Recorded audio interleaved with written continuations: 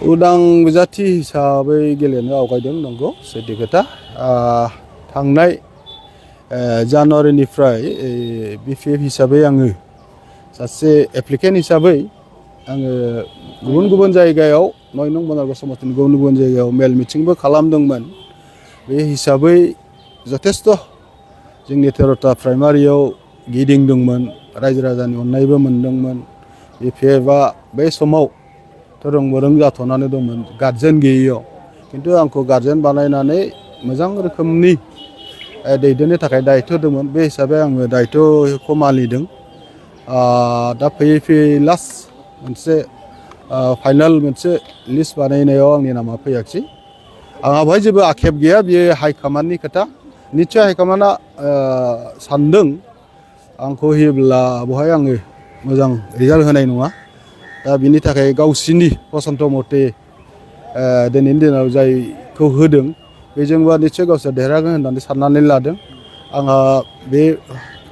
मोजां बे गाज्रि बेवहाय बुंनांगौ जेबो खोथा गैया आं जाय मोनदों बिथांनोबो बेस्ट अफ लाक जासियो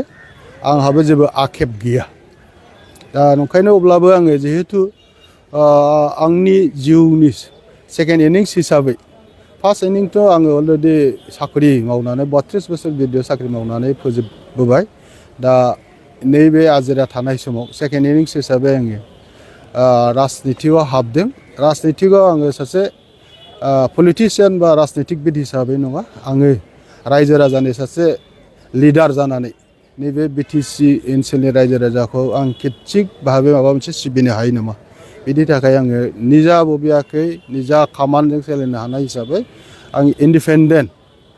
बे इन्डिपेन्डेन्ट केन्डिडेट हिसाबै दिनै बिजाथि महरै गथायनाय जाहैबाय आरो निस्सय बे मोजाङै मोजां माबायोब्ला स्क्रुटिनि उनाव जुदि ओंखारमारोब्ला आङो रायजोनि गेजेराव हाबनानै आंखौ मानो भट होनांगौ बे खोथाखौ बुंनानै आङो रायजो राजानि भटखौ आदाय खालामनो सेस्था खालामगोन आरो गेलेनाय माने जों बयबो मिथिगौ देरहानायनि आसायावसो बयबो गेलेयो देरहानांगौनि थाखाय मा खालामनांगौ मा खालामनाङा दिनैनि गेजेराव आंजों गोबां रायजो राजाफोर फैदों गोबां प्राइमारिनि मानसिफ्राबो फैदों गुबुन गुबुन हारिनि मानसिफ्राबो दङ आं बिथांमोनजों रायज्लायनानै रायजोफोरनि उसुबिदा फोरखौ प्लास हारि माहारिनि सुबिदा उसुबिदाखौ लानानै रायजोनि दैदेननायजोंसो आं आवगायलांगोन आङो बेवहाय आं हारसिङै आवगायलाङा रायजोआ जा मा रोखोमै आवगायलांनांगौ निस्सयकै आं रायजो राजानि कमेन्टजों रायजो राजानि बोसोनजों आवगायलांनानै आङो बे उदां बिजाथि हिसाबै गेलेनायाव बोरै देरहानांगौ बा देरहागोननि खामानिखौ मावलांगोन बेखौ आं बुंला आं दहायनो बुंखाबाय बे हाइकमान्ड गावसोरनि बिपिएफनि दिनै आं बिपिएफनि सासे मावथिबो नंला आङो बिसोरनि खोथाखौ बुंनांगौ सानाखै आंहा दा बेनो जाहैबाय आङो आगोलाव बिपिएफ सासे सोद्रोमा जानानै हाबदोंमोन दिनै आं सासे उदां बिजाथि हिसाबै आं गासिबावबो हाबजोबगोन आंनि मावगोननि बा आङो रायजो राजानि थाखाय मा मावनो सानदों बेखौ दुनाय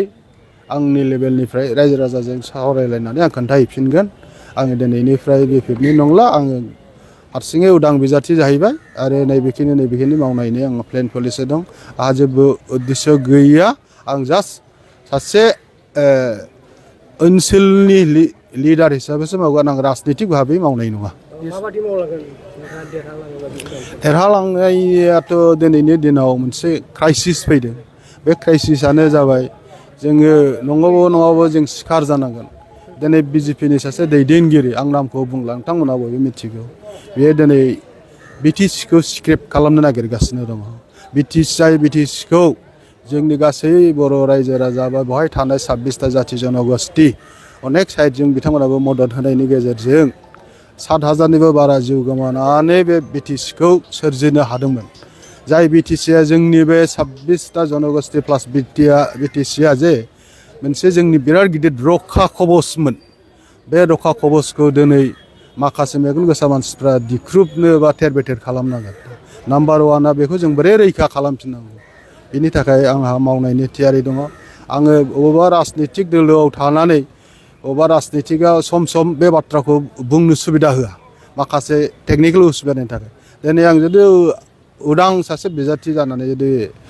गेलेनो थाङोब्ला आं बेफोर बाथ्राफोरखौ मोजाङै रोखोमनो रायजोनि सिगाङाव बुंनो हागोन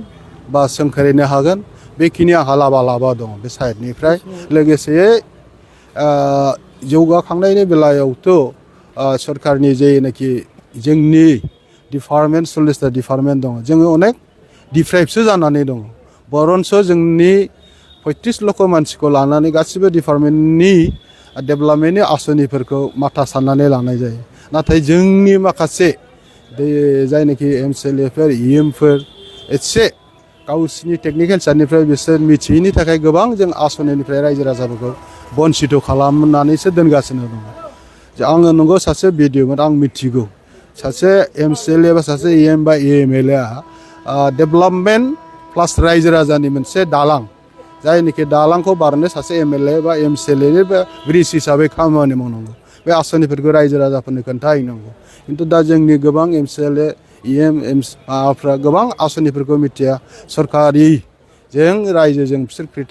गेप खालामनानै दोनो दिनै आंहा बेखिनि गेप्सखौ फिलाप खालामनानै आं दिनै आवगायबोगोन आरो बेखिनि जौगाखांनायनि हाबाफारिफोरखौ सरकारनिफ्राय फैखानायखौ जों जे मोनखानांगौ बेखौ आङो खोन्थानो मोनसे सुबिदा मोनगोन आरो दिनैसिम हरनि गेजेरसिम माबानायावथ' बनरगाव नों समस्थिनि गेजेराव ओरैनो आंनिसिम सौफैनायाव 50%नि बारा मानसियानो आंखौ मदद खालामगासिनो दङ दिनै माखासे प्राइमारिनिबो फैदों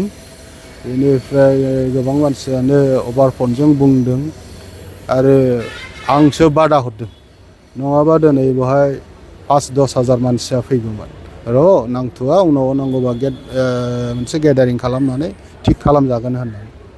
बेखिनि आरोखि धन्यबाद